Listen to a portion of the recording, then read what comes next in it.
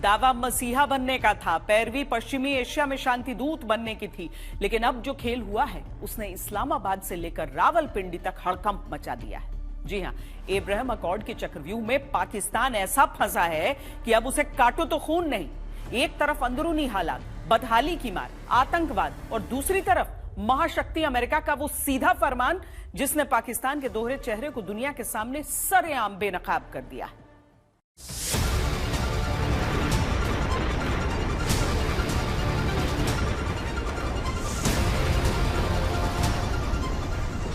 Iran और America के बीच जो शांति का महाप्रस्ताव आया, उसमें पाकिस्तान ब्रोकर यानी दलाल की भूमिका में था। लेकिन अब इसको पार्टी बनाने की प्रस्तावना लिखी जा रही है। अब अमेरिका के राष्ट्रपति डोनाल्ड ट्रंप ने ऐसा पासा फेंका है कि पाकिस्तान के हुक्मरान कांप रहे। ट्रंप का साफ आदेश है, या तो इजराइल को मान्यता दो, अब्राहम अकॉर्ड पर दस्तखत करो, या फिर अंजाम भुगतने के लिए तैयार रहो। डोनाल्ड ट्रंप का आदेश हमेशा से लीक से हट कर रहा है। इस बार उन्होंने पश्चिमी एशिया में स्थायी शांति के लिए एक नया और बेहद कड़ा ब्लूप्रिंट तैयार किया। ट्रंप ने सोशल मीडिया पर पोस्ट करते हुए लिखा, मेरा मानना है कि इस पेचीदा पहेली को सुलझाने के लिए अमेरिका ने जो मेहनत की है, उसके बाद ये जरूरी होना चाहिए कि ये सभी देश एक ही समय पर अब्राहम समझौते पर दस्तखत कर दें। सऊदी अरब, कतर, पाकिस्तान, तुर्की, मिस्र और जॉर्डन को ईरान के साथ समझौते को एक बहुत बड़ी ऐतिहासिक घटना बनाने के लिए पूरी तरह तैयार रहना चाहिए। ट्रंप इसे पश्चिमी एशिया में शांति बहाली की पहली और ऐतिहासिक शर्त मान रहे हैं, लेकिन खबर यह है कि पाकिस्तान ने इन शर्तों को मानने से इनकार कर दिया है। ट्रंप के अल्टीमेटम के बीच अमेरिका के सबसे रसूखदार रिपब्लिकन सीनेटर और ट्रंप के बेहद करीबी लिंडसे ग्राहम ने जो खुलासा किया, उसने पूरी दुनिया को चौंका दिया है। सीनेटर ग्राहम ने पाकिस्तान के दोहरे चेहरे पर से पर्दा उठाते हुए साफ कह दिया कि पाकिस्तान कोई मीडिएटर नहीं, बल्कि खुद एक बहुत बड़ी समस्या है। दरअसल ये विवाद आज का नहीं है। पिछले साल अक्टूबर में ही पाकिस्तान के रक्षा मंत्री ख्वाजा आसिफ और विदेश मंत्री और उप प्रधानमंत्री इशाक डार ने अब्राहम अकॉर्ड में शामिल होने के प्रस्ताव को सिरे से खारिज कर दिया था। उनका कहना था कि उन्हें इजराइल पर भरोसा नहीं है, लेकिन कूटनीति के जानकार यहाँ दो कारण देखते हैं। पहला, पाकिस्तान के अंदर आतंकियों और अवाम का दबाव, और दूसरा कि पाकिस्तान का अपना कोई स्वतंत्र स्टैंड नहीं है। अब्राहम अकॉर्ड किसी भी हालत में पाकिस्तान को मंजूर नहीं है।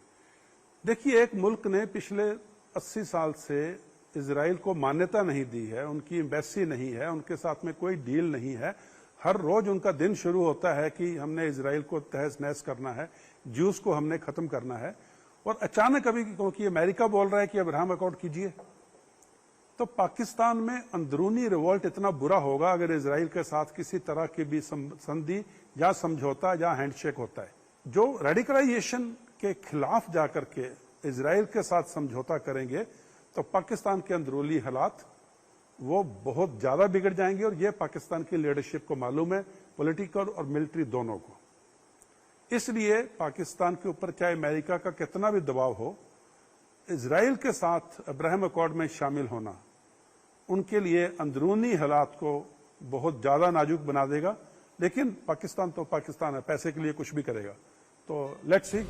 इतिहास गवाह है, जब जब पाकिस्तान को आर्थिक मदद या कर्ज की जरूरत होती है, वो अपने फैसले बदल लेता है। जानकारों का कहना है कि अगर आने वाले समय में सऊदी अरब ने अब्राहम अकॉर्ड पर हस्ताक्षर कर दिए, तो पाकिस्तान भी मजबूरी में दुम हिलाता हुआ इस समझौते पर साइन कर देगा। अब्राहम अकॉर्ड्स का कंफ्यूजन पाकिस्तान के लिए तो होना ही था।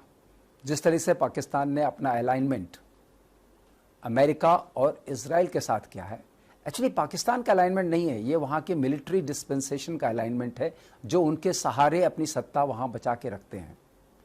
तो जहाँ तक स्ट्रीट एंगर का सवाल है, फिलिस्तीन का मसला सुलझे बिना अगर अब्राहम अकॉर्ड्स को पाकिस्तानी एडमिनिस्ट्रेशन या पाकिस्तानी गवर्नमेंट एक्सेप्ट करती है, तो वहाँ पर बहुत ज़्यादा विरोध होने की संभावना है। मुस्लिम्स इस बात को बिल्कुल भी एक्सेप्ट नहीं करेंगे।